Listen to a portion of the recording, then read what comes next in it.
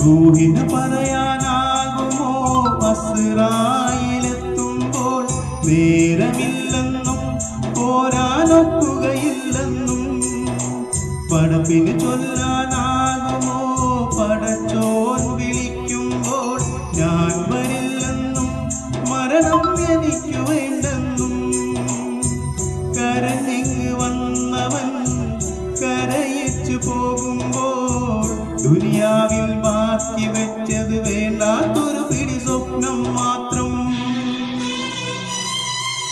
റൂഹിന് പറയാനാകുമോ അസ്റായിലെത്തുമ്പോൾ നേരമില്ലെന്നും പോരാനൊക്കുകയില്ലെന്നും